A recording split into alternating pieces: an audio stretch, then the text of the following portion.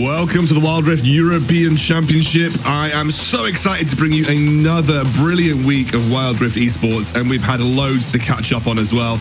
As you can see on your screen, Weigers managed to walk their way through the lower bracket last week versus Principality. They had an excellent performance and showed what they were made of. Aphelion surprise versus Supremacy. A lot of people are really taken by surprise at the result here. It was a fantastic series, but it was Aphelion that came out on top and they sent Supremacy home.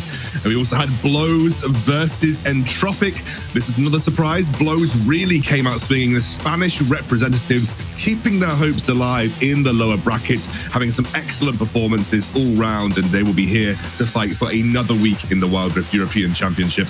It was a really fantastic game, and I think a lot of people surprised by the result as well. Then we had Mood versus Control. Most people thought Control would be in control here, and that absolutely was the case. They dominated from start to finish, and I think Control looked really comfortable in that lower bracket, hoping to fight their way back up towards the top of the tournament. And of course, in the upper bracket, we had Zero Zone versus Viv. It was another insane series, but it was Viv that came out on top in the end after some incredibly close games across the entire series long. It was absolutely fantastic. And of course, Game Lord versus Queso, the ticket match of last week, and it lived up to the expectations. It was a really close game between both teams, and it was Game Lord that just about managed to squeak their way on top after taking Team Queso down 2-1. Let's get ready, though, for another exciting week of Wild Rift Esports. Welcome to the official RIX Games Wild Rift EMEA Championship. Everybody round here know we getting hyped. Everybody round.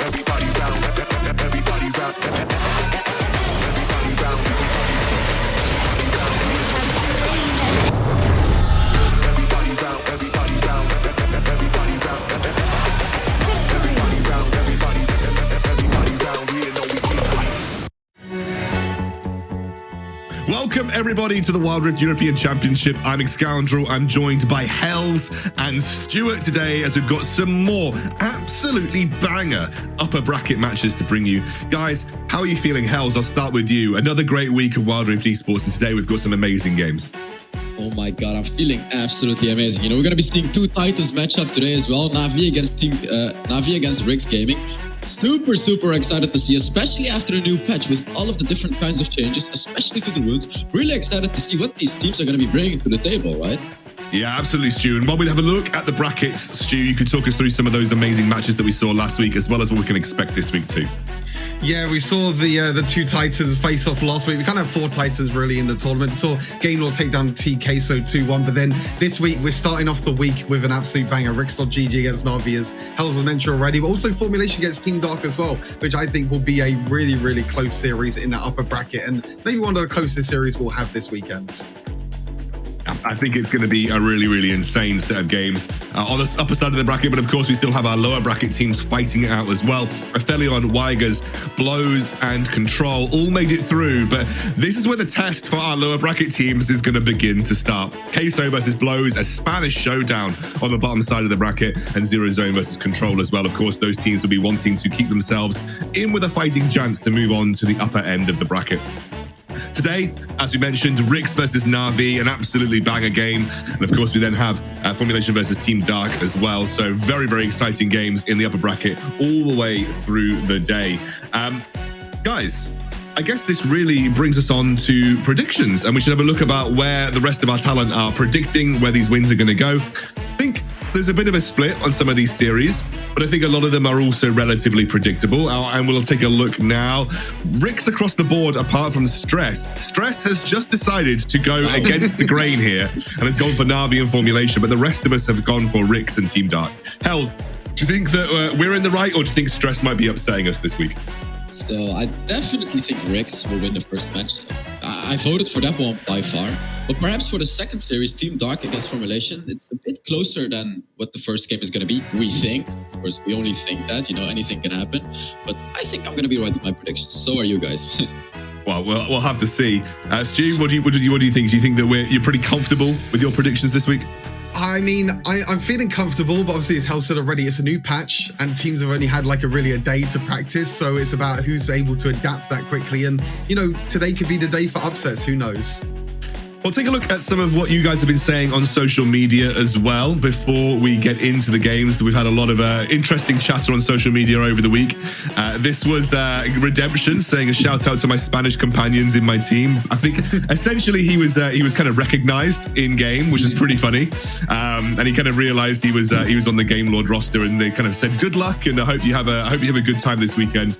So really nice to see that there's a lot of appreciation and recognition for our players on the European server. Redemption is definitely one of those players that I think has risen to an extreme level this year after what was, I think, was a relatively under the radar 2021. But I think Redemption has really come into his own in 2022 and has been a major driving force for the Game Lord victories that we've seen thus far. But great to see that he's getting a little bit of recognition in game, and it's nice to see that he appreciates that on social media as well. But that is everything. We're winding up now, guys, to what is essentially going to be our first series of the day, and I believe we are saying goodbye to Stuart for the time being. We're gonna wave him off into the distance. He'll be back very shortly with an interview and some key points to look forward to. But that does now mean, Hells, that we can have a talk about this week. And the headline, obviously, is the new patch, which was a little bit delayed and has dropped only 2 days ago in the build-up towards this first series. Yeah, definitely. You know, when you have a new patch only 2 days before the games, teams don't have a lot of time to prep for it. And we had some very significant changes as well, right? And especially the champion that we're seeing on the top left, Yuumi. This is the biggest change that we see in the patch, because Yuumi is already a new champion, and players are just not that familiar with her yet. But she got a massive buff, massive buff. So you cannot just ignore her anymore. You definitely cannot ignore her anymore. And Fizz as well, he got a tiny nerf. Jax got a nerf, Lulu.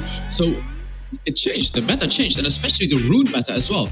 Players are not used to them yet, and especially if you look at conditioning too, this is also a major change. We're gonna have a lot of different kinds of playstyles because of the way that the rules got changed, and it's gonna be very exciting to see how these teams are gonna be playing around it, and Electrocute as well. It's just so many big changes that the teams only had 2 days to prepare for, Xandro. Yeah, I mean, it's going to show you the resolve and the flexibility of our teams here. This is one of the joys of being in very early stages of an esport, when you do have to be flexible, you do have to kind of go with the live punches that you get from the game. But I think pro teams, you know, that's part of what makes a pro team good. That ability to adapt, that ability to read the meta and kind of figure out what's strong as quickly as possible. Of course, the big one, I think, is that Yuumi has been unleashed, Hells. This has been a big change for Yuumi in this patch. Yeah, definitely. We already saw Yuumi do quite some work for Team Queso, but we didn't see her besides that because she was just not that powerful. But now we're going to see her every single draft. It's a guarantee. Like, there is no way teams are not going to pick or ban her. And she is indeed going to be unleashed. And honestly, even though I hate Yuumi, you know, I got to be biased there. I personally don't like Yuumi. It's like Lulu to me. But I'm really excited to see her being played in competitive. Because the things that she can provide to a team, no other champion can do it. The buffs, the things, just everything that she can provide, no other team can do. And I'm really excited to see what these teams are going to be doing with this little cat. I think Yuumi is going to be a very interesting addition to the Wild Rift roster competitive. I know that we have seen some competitive players pick up Yuumi in other regions. Yuumi top has been in both Korea and Southeast Asia. And she got everything buffed, by the way. There was no trade-offs. There was no sort of like, well, we buff this, but we don't buff this, or we buff this, we nerf this. Everything got buffed. Yeah, so anything that she was good at doing previously, she's now just better at doing overall, and especially that top lane Yuumi. Kind of interested to see if that becomes more and more popular, even with the Jax nerfs.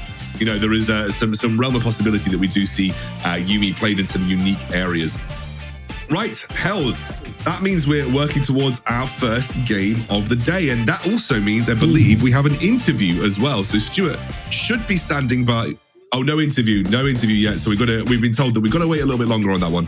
So it means we'll go back and have a look at the players, the rosters that are confirmed for this matchup. Let's take a look at those rosters and see, kind of judge those matchups, judge where we are in terms of the Baron lane all the way down to the Dragon lane, and see who you think, Hells, might have the edge and where the win conditions are coming from. Obviously, some big names on both of these teams. Where do you see the strong points of both of these roster, Hells, and which players should we really be looking towards to secure victory? I mean, honestly, if you look at both these rosters, everyone really is a strong point. But out of those strong points, the biggest one would definitely be Random. We saw RIX play in the first game, And oh my god, we were casting that game as well, Xcandro. Random was just on another level. But the same can really be said about Vex, which is the jungler for Navi. And I feel like that is the part of Navi that can get them the edge in this game. Because even though RIX has a roster filled with amazing players, their jungler, SP7, even though an incredible player, is quite new to the roster. So I feel like that is the place for Navi to look for, you know, the jungler Vex, and then being supported by all of those amazing teammates. That's how Navi can take this game from RIX. I think it's going to be really interesting. I genuinely believe that Navi are really, really strong. And so I think, like, overall, you know, we could be seeing a very close matchup, maybe closer than we've given it credit for. Now, I think obviously we are heading into that game. Does mean we have Stuart on the sidelines. He's going to be running through some key points for us for this first matchup.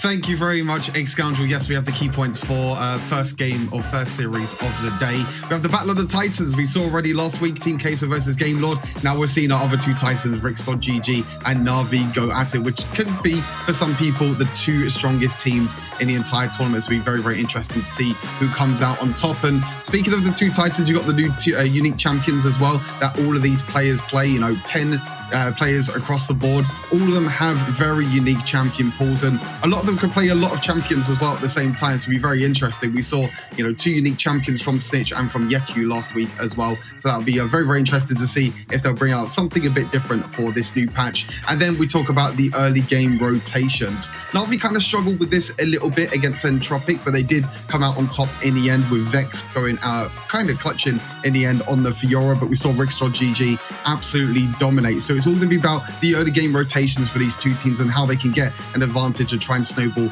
into the mid and the late game. I'm really excited for this. Hopefully you all are as well. Let's head back to Scoundrel and Hells to get us closer to game number 1.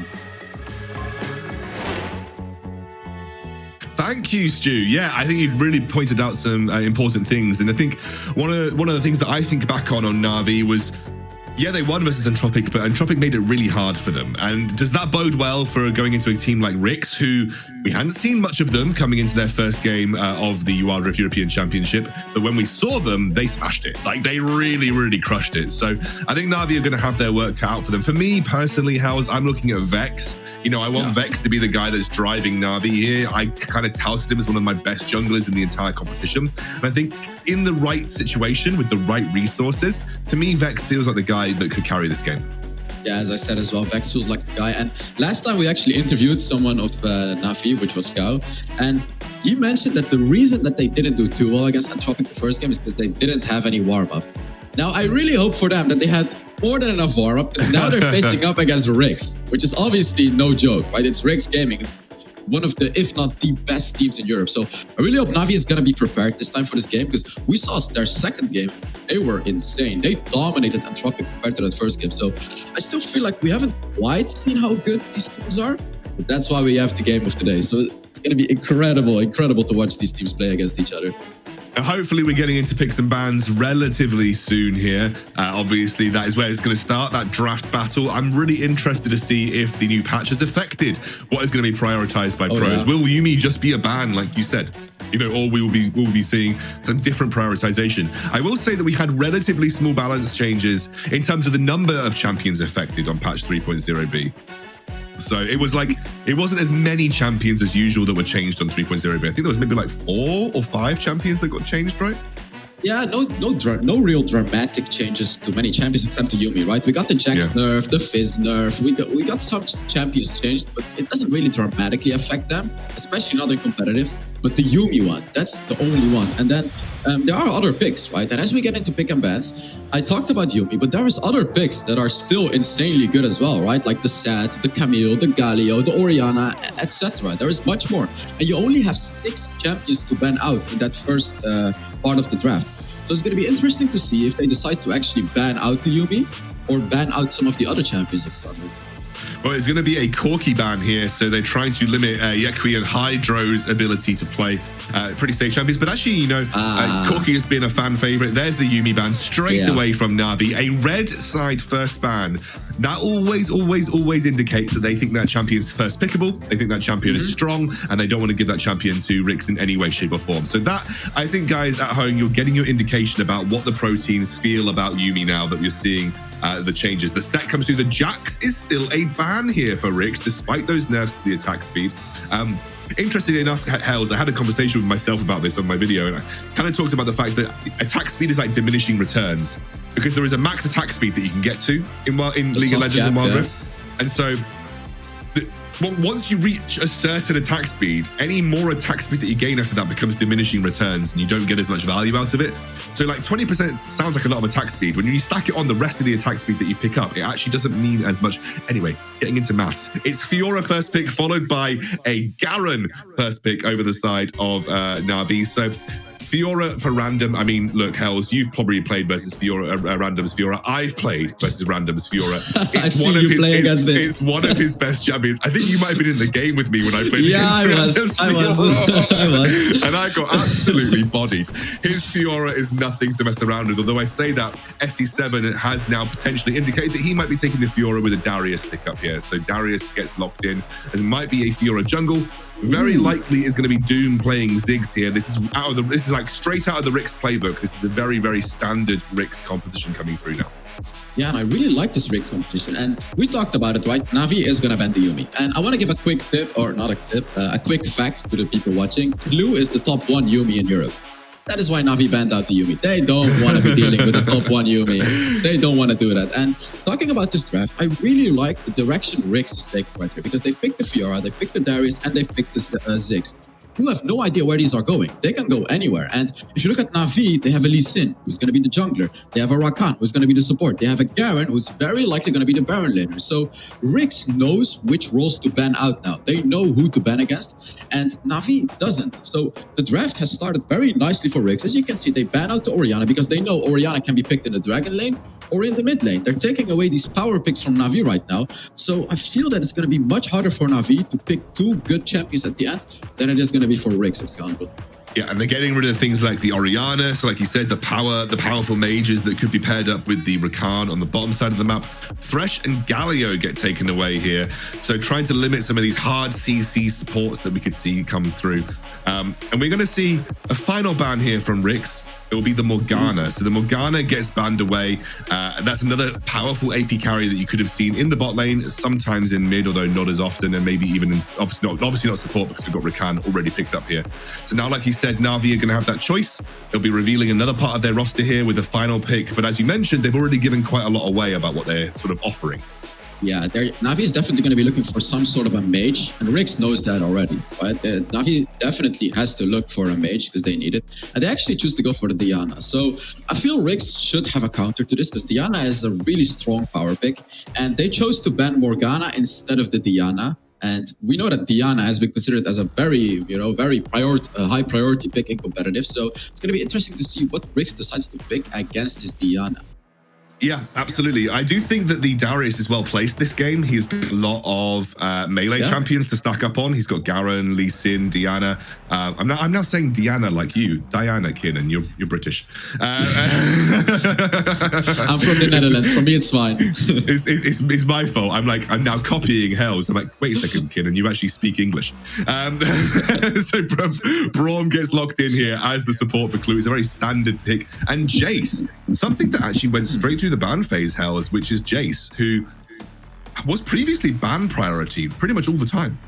Firstly, I want to talk about that Braum pick, because I find it very interesting for RIX to pick Braum. I feel like they don't need a Braum, because if you look at the composition of Navi, they don't have any champion, or they don't have many projectiles to throw. And now, as I said it, they picked the Varus, who Braum works pretty well against, but I don't feel like Braum is the best pick right there. They don't really need a tank, because they already have that Darius and the Fiora. And like, what is the Braum going to be providing for RIX in this situation? Is it just a really solid champion to always pick? I don't understand it. I guess we'll find out throughout the game. Obviously, he's really strong in the early game as well. And also talking about Navi's pick, Varus, really solid pick to counter that damage from the Ziggs, right? Like, Ziggs throws his bombs, you're going to throw your arrows as a Varus. So I kind of like how Navi picked those last 2 champions in this draft. I feel like they made their draft just a little better than the initial 3 picks. Yeah, I mean, my thoughts on the Braum is that he's always a good anti-melee champ as well. Like, if you have to... There are two ways that Braum really activates his passive. Obviously, one being through his first ability. The other one is if he can smack him with his big old hand. So, like, if they're in melee, you have the chance to get multiple stacks spread across multiple people. So, I always don't mind Braum into heavy melee comps, because also it makes your Glacial Fissure ultimate that much more like readily landable. So I think it's okay. I think it's an okay pick. Like you said, though, not as many projectiles for you to worry about. Although, as you mentioned, the Varus now coming in is something that actually gets a bit more value out of the Braum in that sense. But I think both comps looking pretty good. Very standard, I would say, very standard comp from RIX, what they're used to running pretty much all the time. Whereas when you look over at NAVI, they've kind of threaded something together here. They've got some teamfight presence with the Diana and the Varus. You've got the big beefy front line of the Garen, which should be able to build a lot of armor this game. I mean, obviously you've got to worry about Ziggs, but for the most part should be able to build a lot of armor because you've got a full AD topside and get away with it. So interesting. We'll have to see how this pans out. I mean, what comp are you liking more, Hells, going into this game? It's close, honestly. I will still lean towards RIX's comp, but I'm gonna say it's not by much. It's not by much. I really like the ending of Navi's draft. And as we get into the game now, we have a Garen-Darius matchup. And this is a very interesting matchup, especially because we're going to see Random play it out. Because Garen-Darius both can win, right? Garen wins the short trades, Darius wins the longer trades. Is Fi going to be able to actually apply enough pressure in the early game? Because that's the moment where Garen can win against the Darius to win out this lane against Random.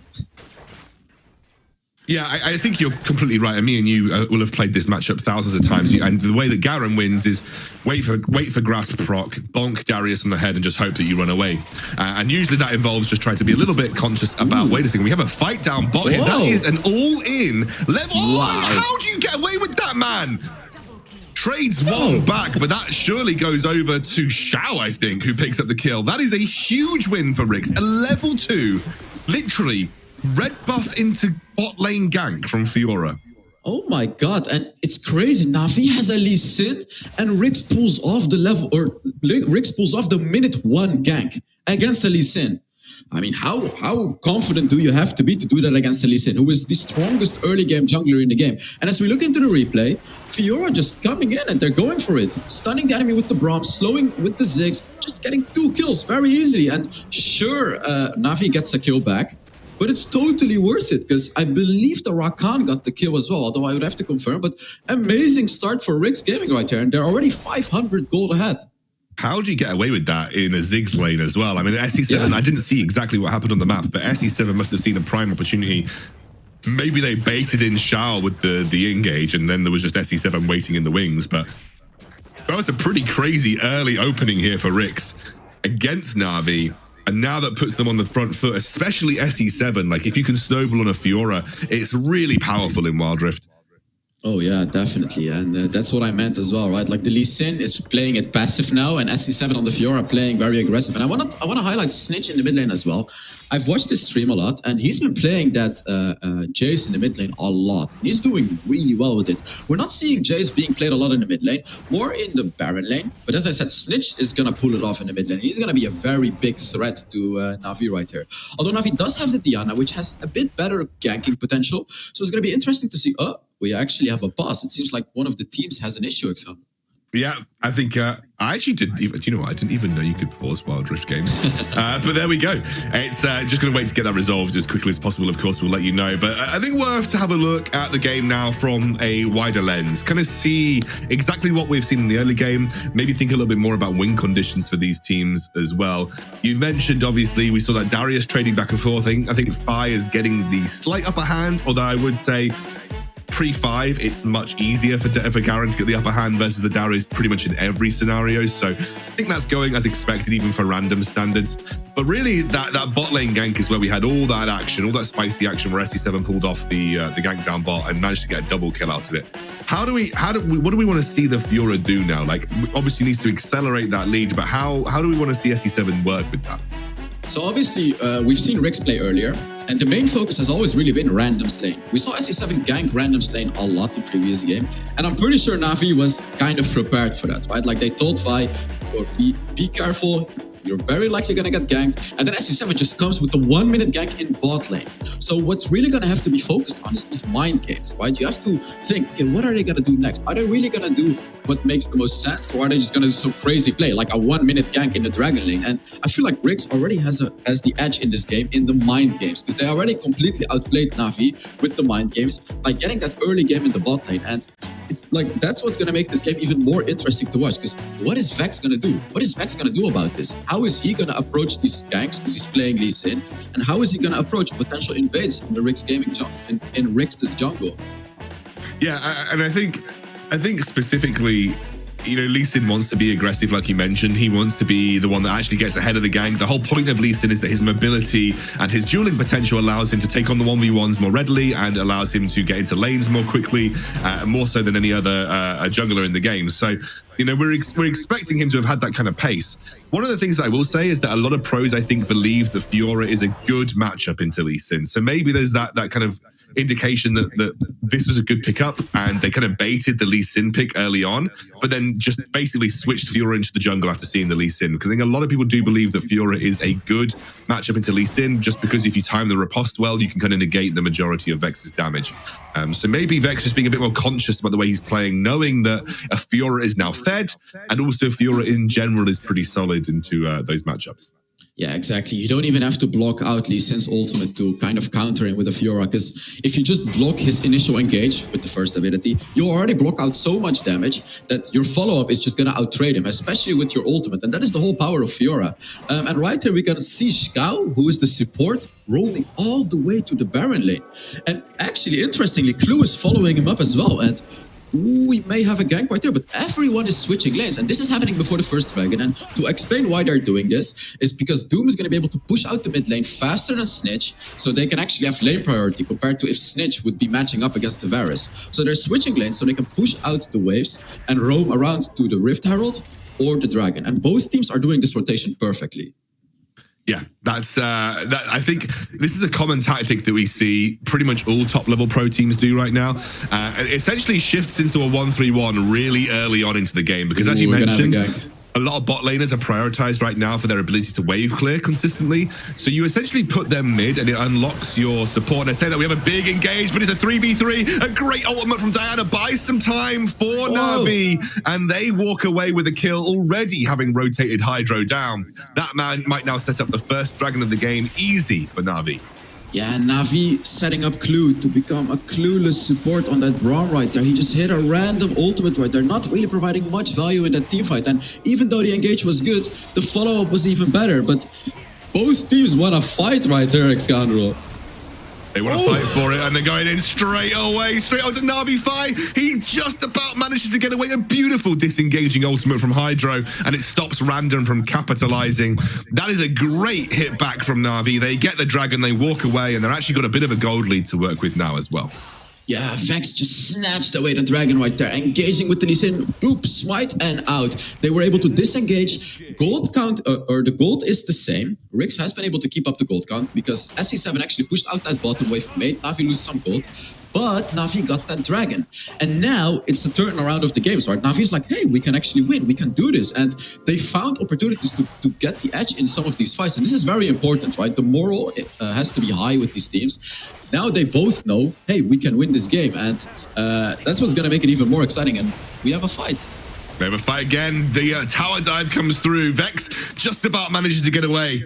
They take down Snitch. This is great stuff from Vex and great stuff from Navi in general. They are actually ignoring the safe lane of the Ziggs, and they are trying to consistently look for side lane pressure away from Random as well, knowing that RIX often like to put their resources around Random. And they're trying to go after Snitch and really make him feel like the weak link of this RIX roster. Yeah, definitely. And that's what I was talking about as well. You want to be unpredictable. So they're not going on Random, as you mentioned. No, they're going on Snitch. They're going on the bottom lane. And this is truly what's going to be able to win you the game. Amazing macro plays from Navi right here. They're giving away this Rift Herald, but they're getting quite a lot for it in return. They're 1,000 gold ahead. What they need to do right now is take that bot lane tower as fast as they can, because the tower is at like 1500 HP, and if they still want to be able to get the first tower, they need to apply a lot of pressure on the bot lane tower. But as you can see, RIX knows that's going to happen, and they're going to be ready for it, right? Fiora's on the bot side, Braum is ready to follow up, so both teams know what they both want, but they're both ready for it as well. It's honestly just great to see these teams match up against each other. Yeah, and I kind of want to highlight how good that Varus pick now feels, given the context of this game as well. Just has the wave clear to match Ziggs. Like, Ziggs is one of the fastest pushing champions in the game. That Varus just like basically a piercing arrow and a hail of arrows, and that's a wave gone. And Doom is getting no headway in this mid lane right now. It's basically wave clear central for these two rosters. And you're seeing as well RIX just having to invest so many resources just to keep Snitch safe. But where are they going to get like headway for this tower? Where are they going to get headway for this Rift Herald? They are not getting any love in any of their side lanes. Yeah, exactly. And as we mentioned, right, Clue is helping Snitch right there. They do not want to lose this tower. They have the Rift Herald. They are behind 1.5k gold, but the Rift Herald is there to make that comeback. So they really want to make sure they save this bot lane tower. And as you said, they don't have any other opportunities to push any lane. Navi has been doing an incredible job pushing out every single wave, applying a lot of pressure. Where are you going to get that first turret, RIX? And I think Navi is going to go for it now. I think this is the pushing play for Navi that is going to be going for the bot lane turret, Alexandro. Yeah, they're going in 4-man dive here. Clue has already popped. That unbreakable is now going to be a dash for whichever turret goes down first. You can see Yekui's desperately trying, but he won't be able to get away with it. Snitch maybe looking to punish here, jumps in straight onto it. They've already picked up that mid lane tower, and Snitch now uses that opportunity to disengage from Yekui. Doesn't want to take that fight, knowing that Navi could have been hanging around, and somehow Navi was so quick to react their hells, and they really played the game well. Sorry, yeah, so RIX were quick to react. Yeah.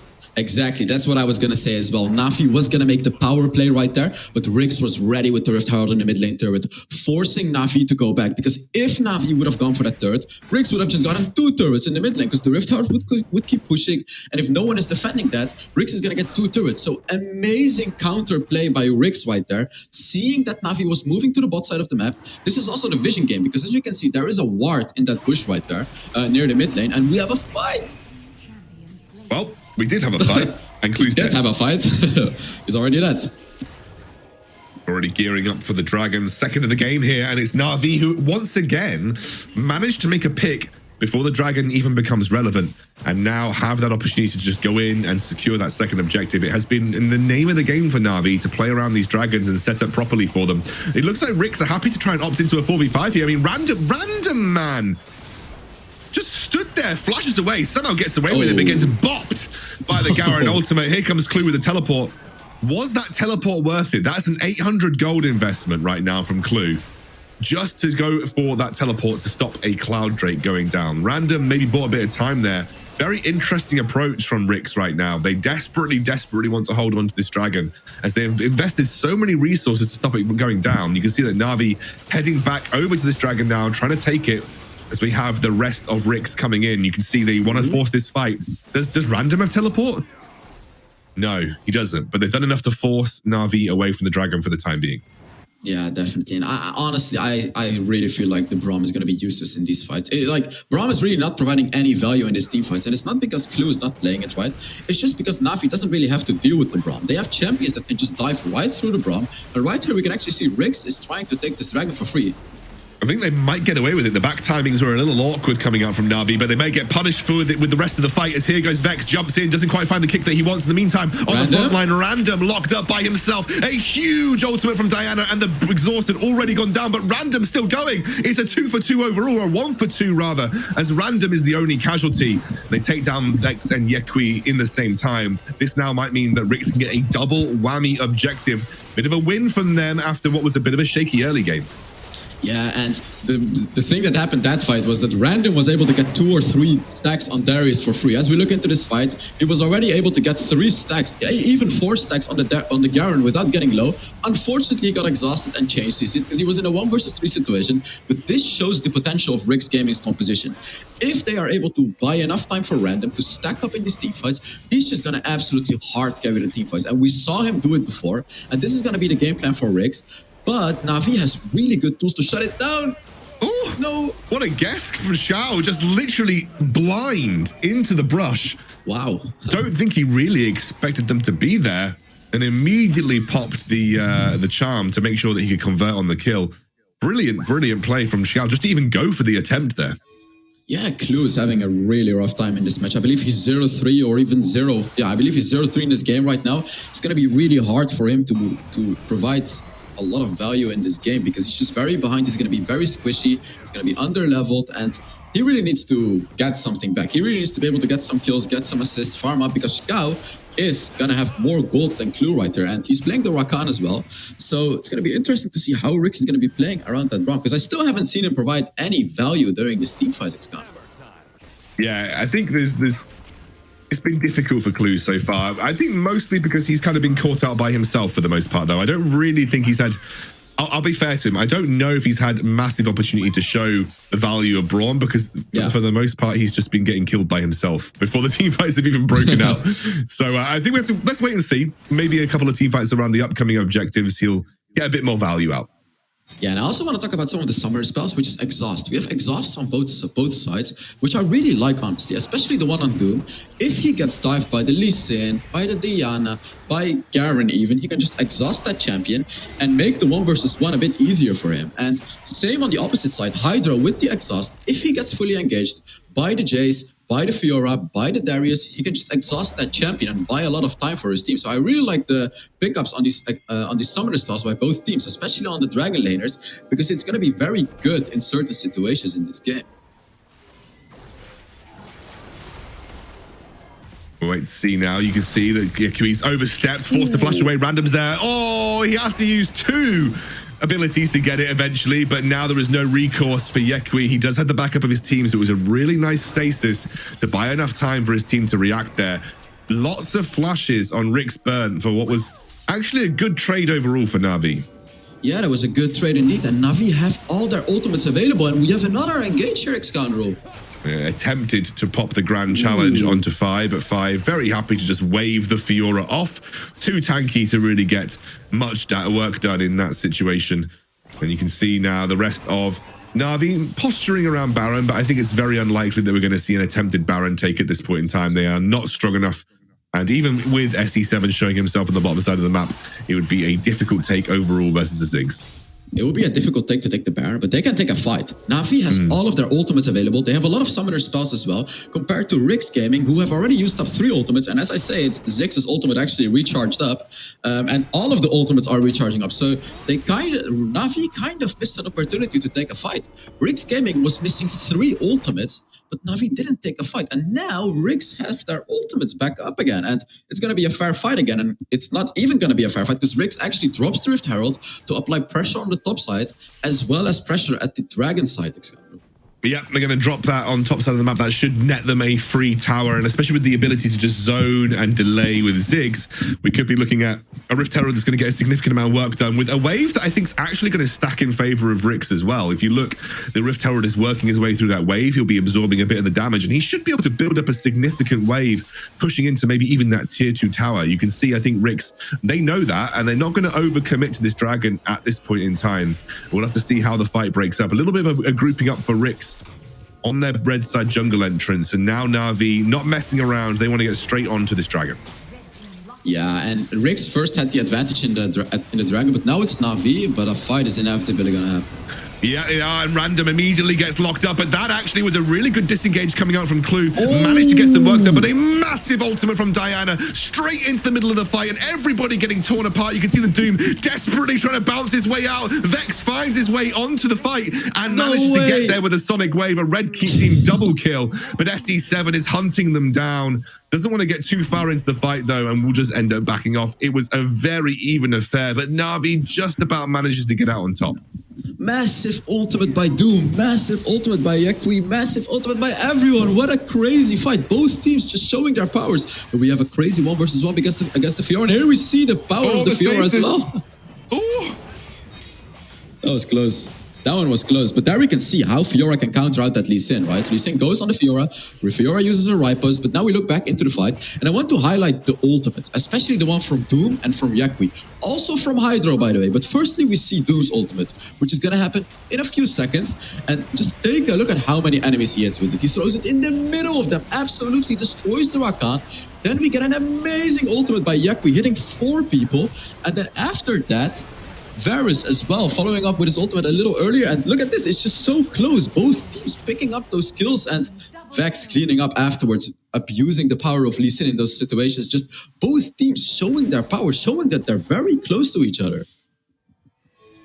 I think that's what we wanted to see from these two teams, Na'Vi versus RIX. We expected them to come blow for blows. Na'Vi definitely look like they've improved since last week, though. Definitely look like they've really shaped up since their outing versus Entropic. And I think really providing a significant challenge. Right now, RIX are ever so slightly ahead, but it's 2 major objectives in favor of Na'Vi. And RIX are only just about winning out on towers at this point in time, with that mid lane tower really being the only thing standing between them and a major advantage for Na'Vi. Of course, we have to think about, a potential catch onto Vex here. Actually forced the kick out onto Random, tries to pop the GA, but he won't quite get away with it.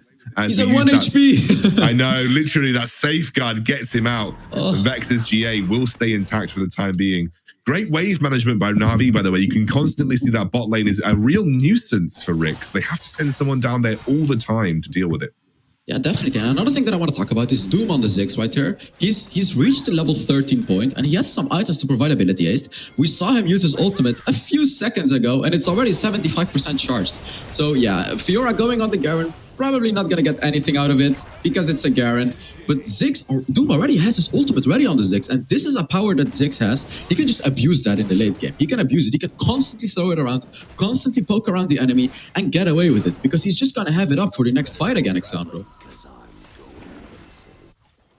Where will the next fight be? I mean, we have the Infernal Drake spawning soon. We're 18 minutes into this game now, Hells, and honestly, it has been toe-to-toe the entire way. We are 18 minutes in, and it is a 500 gold lead that separates these two teams. And to put that into context, that means absolute squat. It is nothing.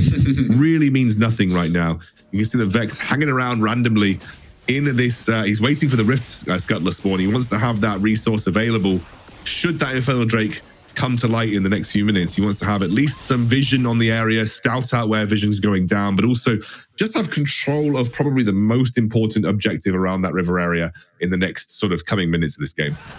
Yeah, and if we look at the vision game, Navi's vision game is much better than RIX's game, and that is also granting them the advantage right now. As we can see, Navi is just wandering around in the river easily, and RIX cannot really enter anything without being spotted, because as we can see, Random is being spotted in the bot side as well now, and Navi can decide to go aggressive now. They have much more vision. They have 5 wards on the bottom side. As you can see, RIX even desperately going, but I have no time to talk, Scoundrel. Oh my god, they're just so good at making catches before major objectives, and that is a big one onto Snitch, who has been hit time and time again by the rest of Navi, and Navi now want more. They're trying to go for Clue. A brilliant kick onto Doom. It was great from Vex, and a mistimed ultimate from Clue does mean that Doom is forced out of the fight, but survives for the time being. It is a huge win for Navi. Vex absolutely stepping up when the occasion needed him.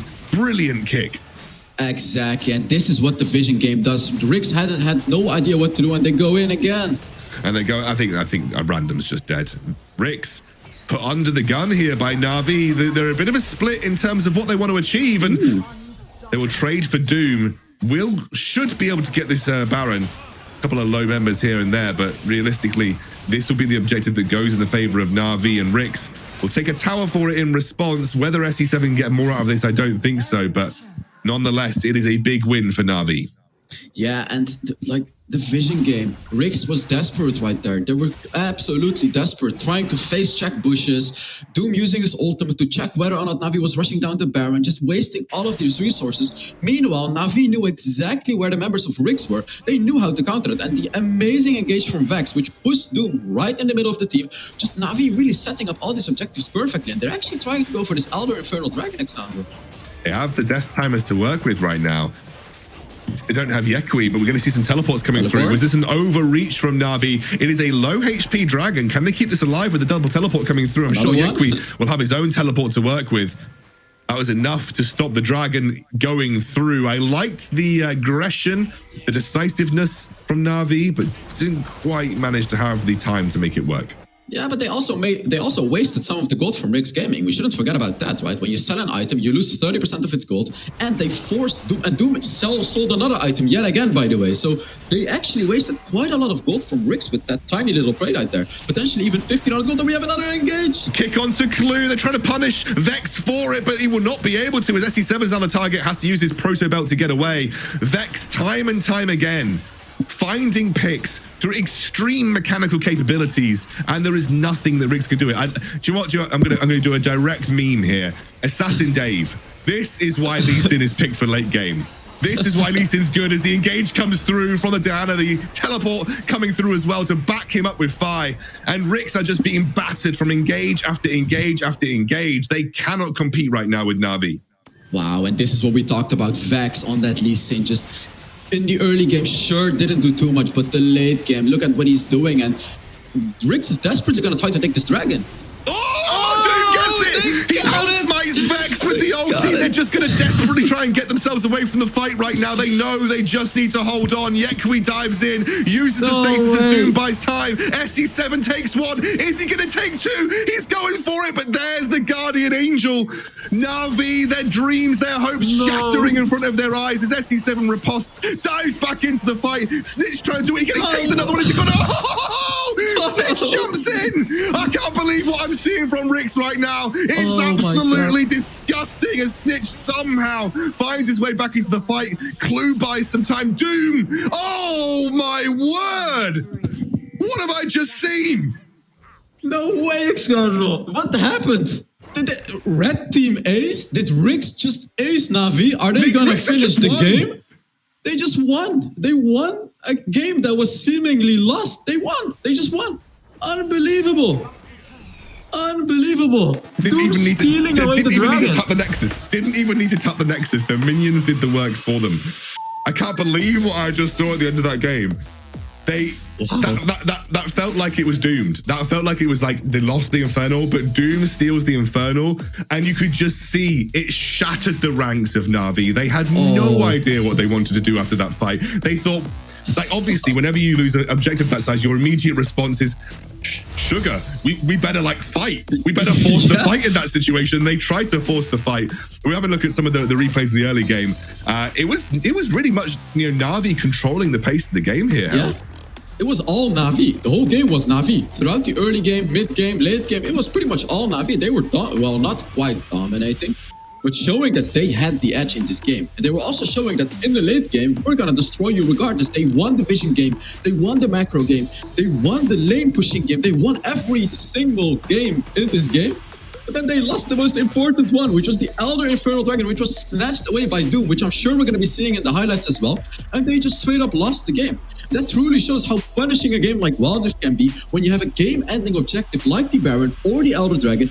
If it gets stolen away from you, you can just lose the game, regardless of absolutely dominating earlier on, Xgarro. Yeah, I mean, it was, I'll be completely fair. There it is. It was a close game. It was just that Na'Vi had the better setup around objectives. Yeah. But it was a close game in terms of gold, right? The item spikes can't have been that different. We were looking at this point in the game, 22 minutes into the game, it's 600 gold separating the two teams at 22 minutes into the game. So clearly both the teams had the gold to work with, but this was that fight. I can't believe SE7, man. What an absolute beast this guy is. Like, I know that he didn't make the steal happen, but the way that SE7 played that final fight, that's going to be montage worthy for the rest of Wild Rift Esports history. Like, just constantly finding the angle to take an individual pick here and there. I love how a Hydro just like basically honorable seppuku onto the RIX min minefield that Doom set up, because he just knew there was no way out for him. That was insane. Look at the scores. 7-on-1 for SC7, 0-5 for Random. It's completely the opposite from the first series. SC7 deserves that, man. He played incredibly well. Doom obviously pumped out classic Ziggs damage, but SC7, absolute beast this game. Absolutely insane. Big steal for Doom, obviously, in the late game on that Dragon. Well-timed ultimate from him, but what a great game. That's exactly what we wanted. What an absolutely great game. Honestly, look at this gold graph. Just look at it. But I want to say, though, don't let it it's not as bad as it seems. It's only 1 or 1.5k gold difference. So basically, one team has the edge, then the other one, then the other one. It's not as dramatic as it looks. Really, the game was very close. So don't let this graph, make it look that dramatic. The game was very close, and then RIX Gaming just snatching away the Elder Dragon. I'm still shocked. I'm actually still shocked.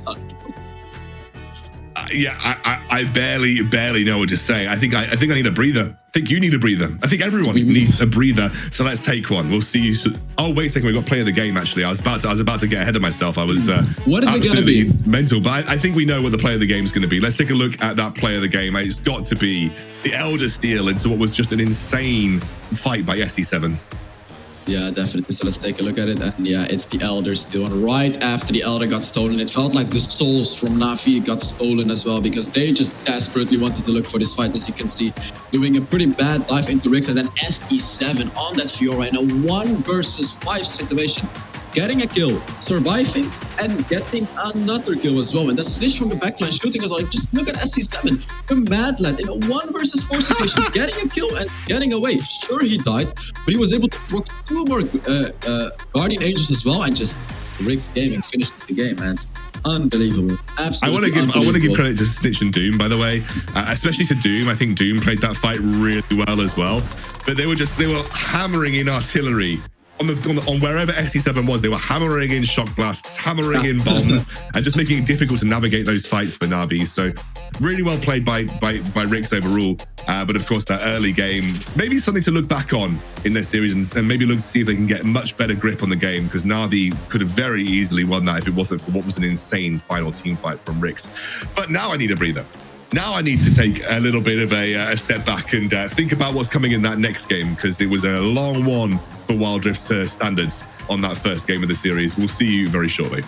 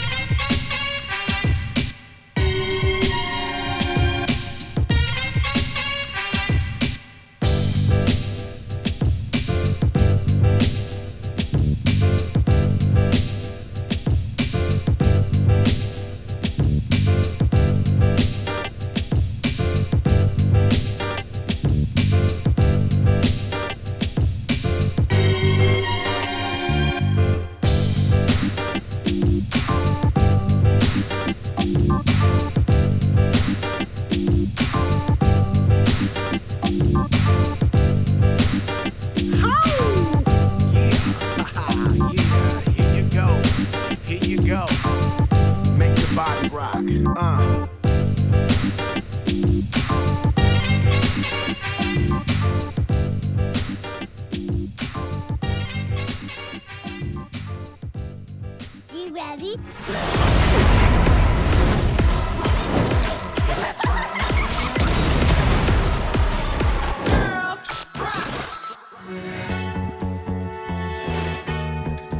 Welcome back to the Wild Rift European Championship. What an insane game that we had to start things off here. I don't think we could have asked for anything better than we got from that RIX versus NAVI game right there. As Hells was saying in the break, it'd be great to see NAVI bounce back because I would just love to be treated to 3 games of this for the remainder of this series.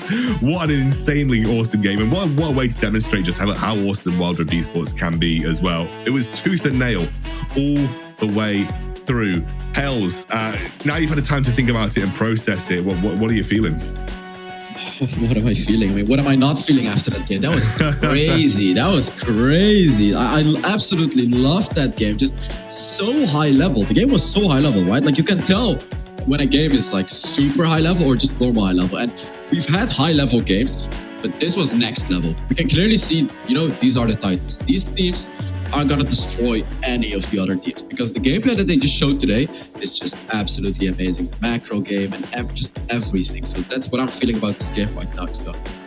It's pretty insane. I think we need to take someone who's a bit more objective, a bit more removed from the action, and see what Stu has to say about this and what we can expect in the next games of this series.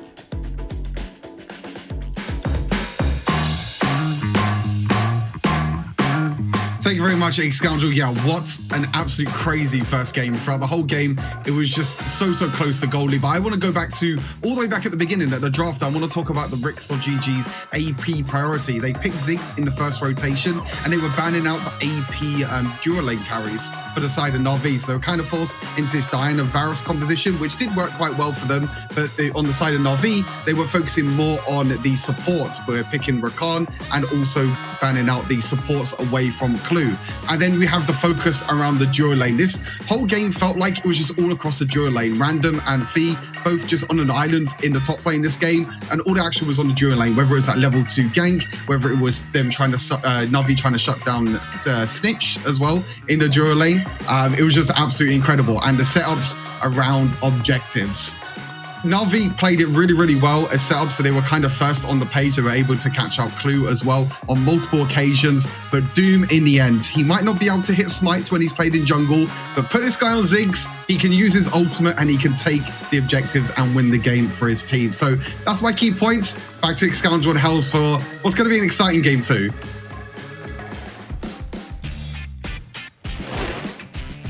Wow, yeah, I think Stu said it's very difficult to really sum up what happened that game in just a short amount of time like that.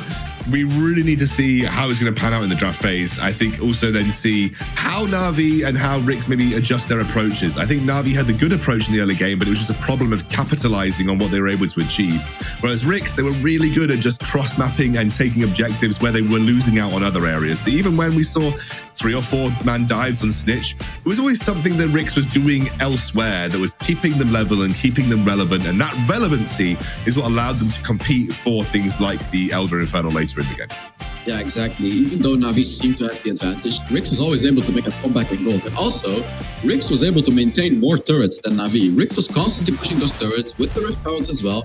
And we're going to be seeing that in the next game as well, as we're going to be heading into the picks and bans. And this is going to be even more interesting now, because what is going to be picked and what is going to be banned? Are the focus is going to be around that Lee Sin, the Fiora? Because we saw those champions provide a lot of value in the last game as well. Yeah, I think Fiora is almost certainly going to be a ban. I think NAVI have opted for red side again here. So NAVI have opted in to be on red side. They think that's giving them more value in terms of last pick capabilities, which is always nice when you're looking for counter picks. I would not be surprised to see both Yuumi and also Fiora on the ban list this time around. SE7 can't be getting his hands on that pick. I wouldn't be surprised to see RIX pivot and actually ban away Lee Sin or think about first picking it either. Definitely, because we know Vax is incredibly good on Lee Sin, right? But he's also incredibly good on Fiora. He's also incredibly good on some other champions. So it's a bit hard to ban out champions against Vax, but definitely. And yeah, it's basically the same bans. Sett, Yuumi, Jax, Porky. I feel both teams are kind of shaking hands on the draft because they were both fine with the draft, as we saw in last game. It was not about the draft really, except for the prop, but it was mostly about the macro game. And yeah, literally the exact same bans. So are we going to see the same picks as well? I don't think so. because then you're going to be open. Well, we are, I guess. We see Fiora as well, and it's I being think left Fiora's open. too good of a first pick, right? Because it's flexible. You can go jungle or Baron lane. Again. If it ain't broke, don't fix it, I guess. I mean, Vex maybe goes for Lee Sin in this situation. It was the standard draft response they had previously. I think often when you think that you've got the correct strategy in draft, like maybe you kind of adhere to it. But the Rakan will be the early pickup here for Navi to maybe give themselves some thoughts later in the draft about what they want maybe in the jungle and other roles. It's the same. They're drafting the same. I feel like this is dangerous example because RIX and Navi can now expect what's going to be picked from both sides and think more about how to counter it. And although last game was very close, what is going to be picked here? Honestly, I'm left clueless as well. As an analyst as well, I'm left clueless. I have no idea what RIX is going to be picking. A Riven! They picked the Riven! There it is. That's the surprise pick that we wanted to see. Riven is going to be played. And we saw Riven be played in NA. And I want to mention this, by the way. Tarzan, playing it in NA. They played it with a hyper carry composition. So are we gonna see the Lulu being picked? Are we gonna see an enchanter like the Janna or the Nami? Because hyper carry Riven is incredibly powerful if played correctly, and it's gonna be nearly impossible to kill in the late game. Really interesting because Riven's not traditionally one of those characters that, or those champions that can be played in a hyper carry facility because she's not really attack speed dependent. And yeah, it's very interesting. But I think the flexibility that it offers is it can go to random or it could go to SE7. So it keeps Navi guessing about that. The problem with Darius is that you were no longer guessing where the Fiora was going. You were no longer guessing where the Riven was going because you knew that Darius was going Baron lane. This time round, you have that flexibility between Riven and Fiora that you're just about guessing about which one's going to be your way. I think they're going to go for the Lee Sin. I think they were hoping to get some more information here, but they'll have to go with Lee Sin. He's pretty solid in most scenarios. We have talked about the fact that obviously Fiora into Lee Sin is a relatively good matchup for Fiora, but I think overall, Navi were just hoping to get some different information. They weren't treated to anything different and have just stuck with what they went with last game. They do have a fine draft though. Yet again, like this is fine. It's not the best, but it's fine. You know, that they can pick off the Ziggs with the Lee Sin. They have the Rakan to dive the Ziggs. It's going to be interesting to see what RIX decides to counter them with this time. And this time, Navi actually bans out the Jace. So Stinch is not going to be able to pick the Jace in the mid lane. And I want to talk about an interesting pick, which is Zed. Zed hasn't been picked. I don't remember if it was banned in the first game, but Zed is not being picked right here. And Zed got buffed this patch because Electrocute got buffed, which is a massive buff for Zed. He's going to be able to utilize that buff a lot. So are we going to see a potential Zed pick from either teams right here? We're just redoing picks and bans as far as I'm aware because there was a bit of an issue with the pickings. So we'll have to wait to see exactly where we are with that. I think Zed's an interesting one. It's a little bit risky. I think especially when you're running a Fiora and a Riven, it's a relatively risky thing to go for a Zed randomly. I think though, I'm thinking, sorry, dad genes getting the better of me here, not getting much sleep. Even after that game? Yeah, legitimately, waking up at 5 a.m. every day for my son. You know, I think I'm looking at it saying, well, I would ban Varus and Orianna. Like, I'd ban Varus and Orianna. It takes away Varus was a problem for your Ziggs in the mid lane. Yeah. It then like means that you have to go for Morgana or you have to go for Brand. And I think Brand and Morgana are significantly less impactful in my opinion than Varus. But let's see where we get to. Obviously, we've got to redo those picks and bans. I think we have to stay the same up until where we were. So I believe that's the case in terms of staying the same. But in terms of what you're seeing from the drafts, which one are you kind of liking more based on what we've seen so far? It's a bit hard to decide, honestly. I like the Riven pick, but I hope that RIX is going to pick some good champions. As I said, I saw it in NA and it worked really well, the hyper carry Riven pick. And that did wonders. That really did wonders. Because if you leave a Riven alone, it's a bit hard and she's prone to CC. Like if Navi picks a lot of CC and they have the Lee Sin as well, which can just push away the Riven when she ults, it's going to be a little hard to utilize her powers in a composition. So it's going to be interesting to see how RIX decides to draft around that Riven and how Navi decides to draft against the Riven. So yeah, they're picking the same picks as you said as well. And then up until this point, I believe, there were issues. Oh, it was not a Riven. It was a Darius that was picked actually. So it was the exact same draft. That's why we redid the draft. And it's the exact same draft. This is exactly 100% the same. This is exactly the same. Just the order of the Rakan and the order of the Lee Sin slightly changed here. So it is identical drafts all round. Jace is getting banned away this time round, though. As you can see, Navi banning Jace this time. Let's see where RIX have gone. This is the point that we got up to. This ban here is what we were waiting for RIX to do. Diana. So I feel like you're either going to be going Orianna or Varus now with your next ban. I feel like Orianna is the more sensible choice here. And if you have to face into Varus, you have to face into Varus. Exactly. If you ban out Diana is a really solid pick into the Orianna. You kind of want to ban out Orianna as well, because Orianna is a really good counter against that Ziggs. Because Orianna can dash out damage as well, back to the Ziggs. They actually banned the Zed away. They used to ban the Zed away. We talked about that as well. Yeah, that's very interesting indeed. Maybe they think that they could get on Orianna. Maybe they thought they could play Orianna mid and put Doom on the AP carry bot. And you've already got AD threats with Darius and Fiora. That's the Orianna though, prioritized by Hydro. You thought it would be the case if it wasn't banned, and it does get taken away here. Exactly. That's what I always like to talk about in these competitive drafts. When Diana gets banned out, Orianna gets picked, and it seems like my internet is having some issues with my camera. I don't know what's happening with my camera, but I should be back very soon. We're just reliving hells from like 2018, so don't worry about it, mate. This is, if anyone has known you for years, this is what we're used to. Nami, that's interesting. Nami comes through from RIX. Now let's see what their final pickup is. Obviously, it's likely to be a mid laner, but we could also see something like a bit of a curveball and stick Ziggs mid and then have like Varus spot for Doom here. We could see something a little bit more aggressive, maybe try and take advantage of the Orianna in the laning phase. It's a bit of a curveball coming out for RIX at this point in time. Yeah, the draft has changed a little bit, and that's because of the bans that Navi and RIX gave. I feel that Navi has quite a strong draft though this time, and Renekton actually, not Renekton. Where the hell is Renekton go? Renekton mid lane. We have a Renekton mid lane, Darius Baron lane, Fiora jungle. They have a lot of bruisers. What do you want to pick against bruisers? What is Navi gonna do, Excandro? Well, I guess they're thinking, well, we've drafted Orianna, so like they're going to have to pick some kind of AD threat mid. I mean, I feel that this could be okay. Yeah, they've debated them. They've basically said, nope, Orianna's going mid. Good luck playing Darius or Renekton into Orianna in the mid lane, and we're going to play Kai'Sa in the bot lane. So they kind of baited them out with that Orianna pick, and weirdly enough, RIX chose to go for what I would always consider a counter pick in mid. Like I would consider Darius and Renekton mid as counter picks. And I feel like they've tried to out 5-head themselves in this draft. Yeah, definitely. Honestly, I kind of like Navi's draft though, because Garen is going to be able to spin around freely, stacking up those Black Cleaver stacks. And then Kai'Sa as well, going to be able to do a lot of damage and run away from those bruisers. Orianna too, dealing damage from a long distance. They're going to be able to shred through these bruisers. It's not like these bruisers are going to be able to stay alive, like my camera right now. But they're going to be able to shred right through them, Excandro. Absolutely. I'm sorry that I'm honestly, like, I need to get a coffee or something. This is Scoundrel Dad. Like, Hells is on the way out with his internet. Scoundrel's dad life is kicking in for him at literally at 2 in the afternoon, by the way.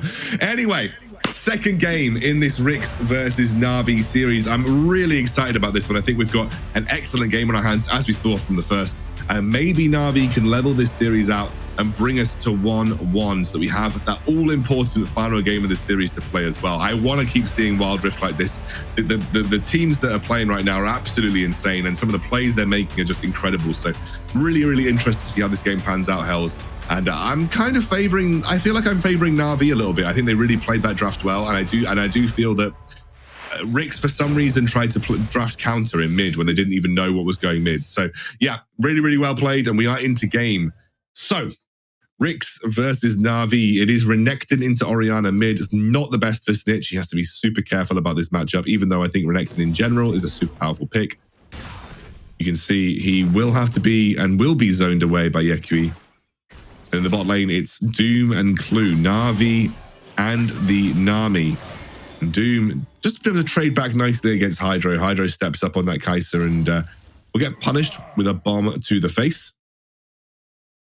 Random again in a tough matchup with the Garen. It is hard for a Darius at this stage in the game. You really can't outtrade the bonk on the head with the grasp proc. It's just impossible in a lot of scenarios to do that. You see that SE7 is coming to provide a little bit of support in the mid lane. They are going all in and actually forcing Snitch to back away. There is the Ignite under tower. Red team first blood. And that is a huge win. Massive bait by Xiao to make that move towards the mid lane when they saw SC7 come through. And brilliant start for the Navi boys. That's exactly what they would have wanted. Yeah, there we go. That's the Vex that we know. Just ganking at ganking at minute 1. He's getting the kill this time on the Lee Sin. Yet again, quite an unpredictable kill. But Snitch playing that Renekton in the mid lane, that's the dangers of it. You're a melee champion playing up against Yakui on the Orianna. This is what we talked about. Yakui is going to have a free lane. Snitch is not going to be able to engage. And Random is going to go. No, he's not going to get it. So Fi being able to outrate Random in the short term, but he doesn't want to take the long-term fight against Random. Because if you get those stacks on Darius, you win the fight. Good start overall. The chat believes right now that RIX are going to win 61% to 39%. I wouldn't be so sure. I think Navi have shown a lot of fight in the early game. And really, I want to draw this attention back to Vex here, Hells. He's been the catalyst, I think, for Navi's success. Obviously, I mean, it's always hard in late game smite fights. I'm not going to blame Vex too much for that. But he really was the man driving this team forward with those kicks and those plays in the early game. Yeah, I want to talk about those predictions too, because during the first game, it was, I believe, 86% for RIX, and now we only have 61% for RIX. So the tides have changed a little bit. More people are leaning towards Navi after that first game performance, and I get it. I understand it, because Navi showed an amazing performance in the first game, and I feel they're going to do the same in this game, as they're already ahead in this game, and they do have a very strong late game composition as well. They really do. I think both teams have got good late game scaling champions, though, to be fair, Hells. I think both teams have got like good late game. Right. I think like you've got Ziggs in really good scaling, Fiora really good scaling, but then you have Kai'Sa, you have Orianna, and to an extent Garen in terms of the role that he's providing scales pretty well into the late game. I think the thing we need to think about is like, how do these team fights play out as this game progresses, right? And my only worry for RIX is that you have these like really beefy frontliners that are just going to be so vulnerable to Orianna as this game scales up. Yeah, definitely. Exactly. That's what we talked about. Indeed. Like, sure, you have a lot of bruisers. Sure. But are they really going to be able to be tanky against that Orianna? Are they really going to be able to be tanky against Garen's ultimate or Lee Sin's ultimate dealing percentage HP damage?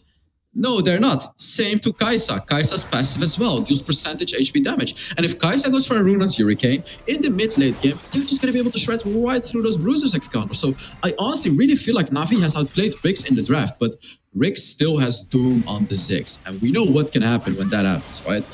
Doom is going to deal a lot of damage. So regardless of the draft, seemingly being in the favor of Navi, they still have Ziggs. Exactly, and Ziggs, you could see how much damage he pumped out in the last game. Just by himself, single-handedly carrying some of these team fights in terms of what he was able to do. Gonna see a handshake trade here. Navi, instead of trying to go for the drag, I mean, we said that. That's very interesting from RIX, in my opinion, because we have an engage by Random already. The exhaust comes through. He's not going to commit too much further than that. And Doom should be able to ward them away. That was a wild attempt from Random and Clue to get a double whammy on the objectives.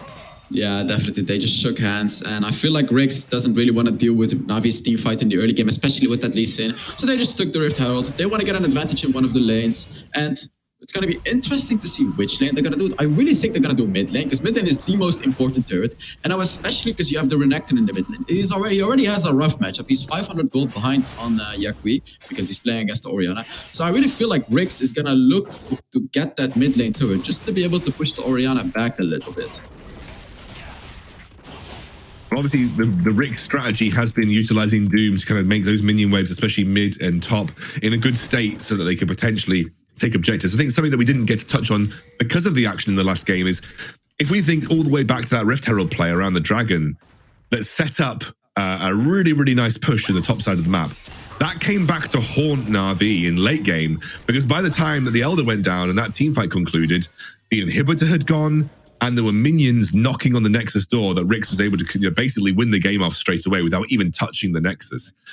What one could say that regardless of what happened in that team fight, Na'Vi were on the very sort of doorstep of getting taken out of the game by minions alone. We have Random forced in with the kick here. He's going to get immediately charmed up, and that was a beautiful bit of synergy Doom should be able to clear the way for the time being, but they are going to use the Rift Herald to try and take that tower, get the first tower of the game. You can see desperately RIX are trying to respond here, but it is going to be straight onto Fee. He gets dived on, he gets slapped on, and he gets taken down by Snitch under the tower. That should allow this mid lane tier 1 to get dropped with Doom having that Hextech Sexual Charge, and we'll be able to get that tower down. That was a really lovely response from RIX, honestly. I didn't think it was going to work out, Hells, but it did.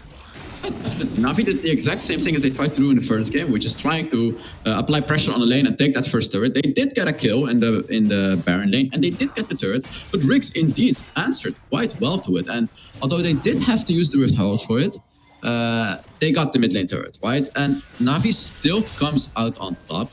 But the mid lane turret has been taken now. And as I said, Snitch is going to have a much easier time in the mid lane now if he roams around to it again. Because Orianna is not going to have a turret anymore. She cannot be as aggressive. So Snitch is going to have a much easier time farming up in that mid lane. 7 minutes into the game, and it's Navi that have the slight lead here. Ever so slight lead, but they have lost that mid lane tower, which now always provides, as you mentioned, a couple of benefits for Doom, but also it provides a bit of an issue for Navi looking after their own jungle entrances as well. This now allows for some more aggressive vision control, and you can be much more willing to push aggressively into the Navi side. You can see the Yekui, yeah, Random getting chunked up again, actually forced to flash away. That's the exhaust coming out from Hydro. Random, you can see he's become the target for Navi across these games. He has really been prioritized by both teams in terms of like trying to get him stuck and limit his gold income. Okay, a few things I want to talk about now that we're seeing how much gold everyone has. Xiao is 1,000 gold ahead of Clue. 1,000 gold, which is huge on a support. He has a full item already and is going to be building an enchantment as well. He's going to be significantly stronger during the second dragon. Second thing I want to talk about is Clue going for the shadows. I really like him going for that enchantment because their composition relies on catching out an enemy, which the shadows are going to be able to do. If you slow Orianna with the shadows, your bruises are going to catch up to them, right? Like Darius is going to hook her back, or Renekton is going to stun her. So the shadow pickup on Nami is what I really like about RIX's composition, and it's what's going to potentially allow them to get those catches in the mid and late game. And then again, getting targeted ever so slightly here. He's not having a good time of it. I will say, though, he is ahead of Fee in terms of gold income right now. They're trying to engage onto Snitch, who's forced to dive away. Brilliant disengage. Good bubble from Clue. How can they capitalize on this? The Snitch jumps in. They have that healing coming through from SE7, but he's completely isolated. Fails the flash across the wall, but here comes Random. Pulls them in. Tries to get the stacks built up. Doesn't quite find the execute onto Fee, who will escape with a sliver of HP.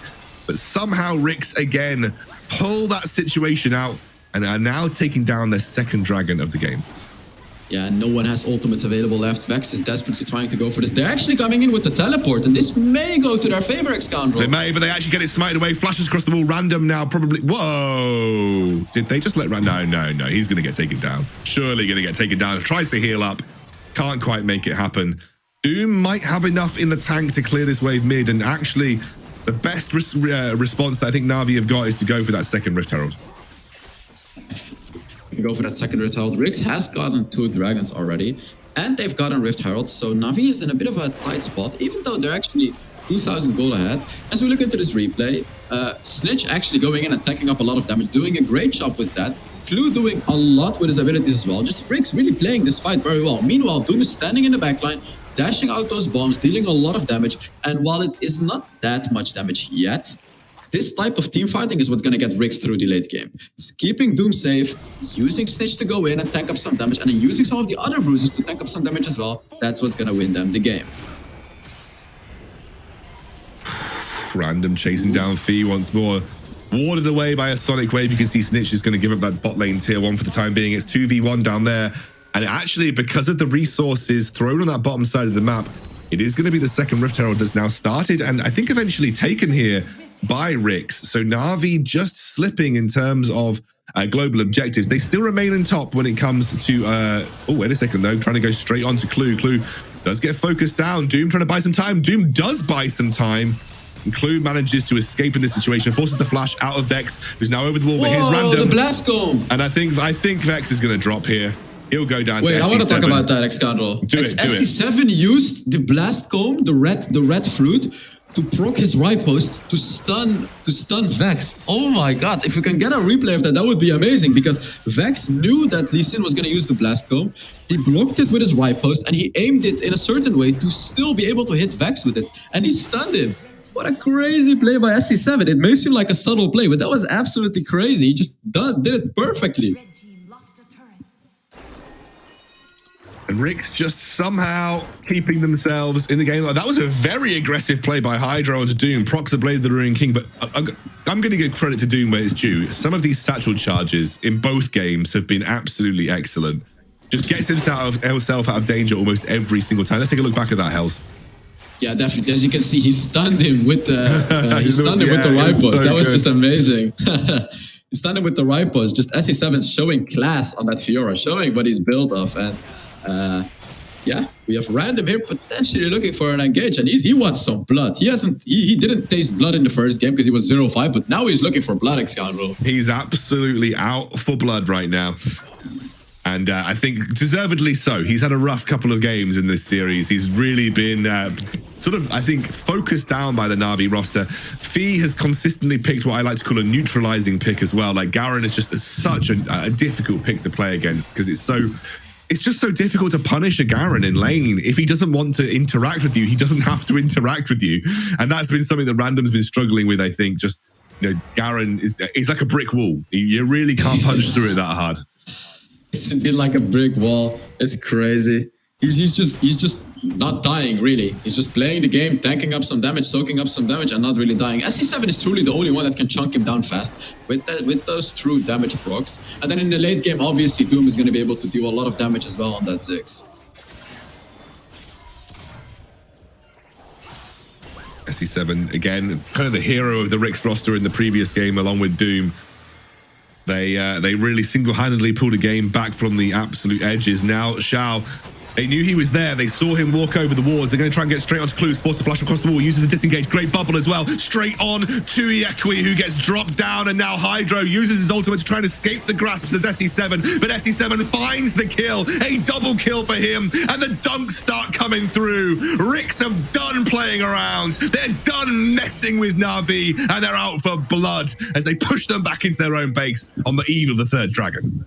Oh, what an amazing fight by RIX Gaming, just showing them we are still going to be tanky. We can still win those fights. And although I feel like they did make one mistake, which is not giving Random his reset, because they got a free kill, basically. And what you want to do when you have a Darius in your team is give that kill to Darius. Let Darius secure that kill with his ultimate, especially because it was a free kill, so Darius can get his full stacks. And if they can do this throughout the late game, so if you look at the replay here, SC7 caught out Xiao, but I want to focus on Darius right there. So as you can see, they got the Orianna right there, and that was a moment where they could have dunked the Orianna and gotten the full stacks on Random, which could have been which could have allowed them to kill pretty much everyone very easily. So it's going to be interesting to see how RIX is going to take those later fights. And as we talk, there is another fight. Another fight here, as you can see SE7 just by himself battering away at that brick wall of the Garen. There's been a Rift Herald drop on the bottom side of the map here. With the Orianna still there, they're going to try and catch out Fee. Fee does get dropped, or should go down in just a moment as Snitch finds his way into the fight. Another, Doom again. Oh, there it is. Completely tears apart the Na'Vi retreat with a wonderful satchel charge that isolates Hydro and takes him down. You can now see that the focus is likely going to be on this Baron. Can Vex pull something back from the clutches here? What is so interesting about this game as well is that we're still even in gold. And you can see Random knows that that's going to be the case. The ultimate comes through. Yekwi maybe looking for a wild attempt at Shockwave to take things down. He's desperately looking for his angle as it's going to be Random trying to buy time. That's going to be an engage. He's into the pit. Xiao's into the pit. He's buying time. Xiao by himself. Yekwi there as well. Oh my word, they've given away the dragon for the Baron for the time being, but it's stopped the Baron, and that's exactly what they wanted. Xiao should be able to disengage. Beautiful play to stop that Baron going down from Na'Vi. He did it, exactly. Yekwi with a beautiful shockwave, and then Xiao going in with his ultimate as well. What an amazing job by Na'Vi, being able to delay that Baron, which is going to give them another chance to take that fight. Great job by them, just dealing so much damage and really not allowing RIX to do anything near that Baron. And let's take a look at the items, actually. And I feel like RIX has the item advantage. And while I'm talking about that, there is a fight happening in the mid lane. It is indeed. It's going to be Snitch that is the target, forced to flash away, managed to get away with it as well. may end up losing the mid lane tier 1, but it does look like they aren't going to commit much further than they have already. It still feels close. Gonna be honest with you, Hells, it does still feel close, this game. Yeah, definitely. Yeah, it feels very close. Both teams are just, really showing great performance. And now it's really all about who's going to be the stronger late game team. And I went for NAVI earlier on, but it looks like RIX is just playing the game so well. But I still believe NAVI is going to have the edge in the late game. I still believe it. I think it really comes down to that Orianna. Definitely so. I'm aligned with your thoughts here, Hells. The Orianna can be definitely a difference maker. If she's there when the team fights are breaking out, though, I think one of the things that have been too easy for RIX to exploit is that they've just, you've seen Yekui split pushing, you've seen Yekui on the other side of the map, and then RIX are just saying, okay, fine, we'll force something. Okay, we'll go mid, we'll go to an objective. And so I think for the time being, really want to see Yekui kind of group up. He's got 13k gold. He's got the most gold in the game. He is that big carry that Na'Vi needs to pull through in some of these later game team fights. Definitely, and right now I feel like RIX is getting more of the advantage. They're really pushing away Na'Vi in this game right now. We have Snitch pushing the Baron lane, we have Random pushing the bot lane. It's just a lot of pressure applied on Na'Vi. They're also stealing away the jungle. This is what's slowly going to be getting RIX ahead of Na'Vi, denying golden experience, especially from Vex, who is barely level 13, by the way, while SC7 is already well into level 14. So RIX is doing a great job keeping Na'Vi behind, especially Vex. Maybe the Elder Infernal for the second game in the row here, Hells, spawning. Is it going to provide all the drama and the excitement that it did in the previous game? Team fights at this point are still very much within Na'Vi's grasp. And as we mentioned before, with how strong their Orianna is right now, you still see them really execute and win out a team fight easily. There's not exactly like there's a huge amount of pressure going on in any of the side lanes right now. That is Hydro down to 2 HP, basically. That is a big win, and SC7 goes in. He wants Yekui as they dive over the wall. He's going to be the target. It's Random by himself, backed up by the wave. They're diving in. RIX takes one. It's a killing spree for Snitch as they go straight on to Fi as well, forced to pop the stone plate. Hydro completely irrelevant. Absolutely killed off in the fight before it even began, and that's going to be Elder Infernal, maybe even Baron, maybe even game and series for RIX. Oh my god, Doom showing the late game Ziggs power. We talked about it in the first game. Ziggs being able to just do that. He threw one bomb, and then his ultimate, he already had the Kai'Sa at 2 HP or at 20% HP. And then a really solid engagement from Scout, but it was too late already. Glue with his ultimate with Nami, just allowing Random to easily get up his stacks, and it was just game over. When Darius got his stacks, when Kai'Sa was unable to do anything in that fight, the game was over. And then we had Snitch as well diving in deep. Just RIX absolutely destroying Na'Vi right there. And here we have it again. Yeah, Hydro just gets caught out once more. Random. What Hydro? Where are you going? Where are we going, Hydro? Where are we going? Not to the right place, that's for certain. That is a huge win. That's a 4-Dragon Inferno. Like, you ain't fighting a Ziggs with 4-Dragon Inferno. It's game over at this point, unless pending a crazy team fight where somehow Na'Vi are able to win by themselves and then sort of get a push and win the game. It feels like it's nails in the coffin for the Na'Vi roster at this point. Yeah, nails in the coffin, and even more nails just to add to it, just to make sure the coffin doesn't get opened anymore. But are they still going to be able to punch through the coffin? Because we have seen it happen before. Games that, where 3 inhibitor turrets have taken, and it happens right here. Doom again just buys enough time by himself. Now Vex goes down. That's the healing coming through. Snitch has already done the damage. Desperately trying to defend here, Shao, but they don't need the Baron. They can win their game right here, right now. RIX.GG, and GG it is as they push down that mid lane tier 1. It's only going to be Hydro left alive with T to try and defend here, but he knows there's nothing they can do. Yeah, it's game over. It's game over indeed. Congratulations to RIX. They're going to continue in the winners bracket, send Na'Vi down to the losers bracket with a very close but decisive 2-0 versus Na'Vi. Definitely, but I wanna mention that Na'Vi did a great job as well, right? Na'Vi did a really good job, especially in the first game, showing RIX what they're made of. And I feel like it's not over for Na'Vi yet. Even through the losers bracket, they're gonna get through it. I 100% agree with you. 100% agree. And I think, you know, they've got plenty of competition in the loser side of the bracket, but they've already shown that they can dance with the big boys, and they absolutely danced with RIX this series. You know, I don't want to take anything away from them. The gold differences, Hells, show you how close this was from start to finish. Yeah, definitely. Like, honestly, I thought RIX would dominate this. They kind of did in the second game, but not quite dominating it. NAVI showed what they're made of. And in the first game, they were going to win the game, but then due to unfortunate defense, they still lost the game. But even in the second game, they were able to get the first blood. They were able to get some catches, just really showing that, hey, we can match up against one of the best teams in Europe. Absolutely. And they really did. And I think it's difficult to choose a player that I think really stood out in this series. I think there's plenty of players that have been absolutely insane, from RIX especially. But I think, to me, there are two players that I think stand out. I think that's SE7 and Doom. I think they both had an incredible series. But some of the micro things that Doom did, like right there, just that right there essentially confirmed the Baron for them. And I think just the damage he was putting out as well, the way he played some of these team fights, even though SE7 had some of those hero moments as well, really feel like that Doom himself had an absolutely baller performance on this 6. And especially because throughout the game, we didn't really give him the credits that he deserved, because we were constantly talking about SE7 and Clue doing stuff and Random. But Doom was the one in the backline that no one was really noticing, but he was dishing out the most damage by far on that 6. Oh, yeah. In the first game, dealing 40,000 damage. In the second game, dealing so much damage. And also, as we said, his micro was amazing. And just here, look at him. 14 assists. He got nearly every single assist in a kill. No kills, but I can guarantee you that he did one of the most damage, regardless of only having 13,000 gold, as opposed to the 16,000 gold from all of his teammates. Yeah, I think Doom 0-1-14 doesn't have the kills, but I can assure you, as you say, the damage is going to be very telling. And Ziggs is one of those champions. Yeah, 25k. Actually less than Random this game, but still very impressive nonetheless. Brilliant performance from RIX. Some of those late game team fights were just excellent, really beautiful to watch, and just showed you how easy it was for them to just kind of isolate those targets and take them down.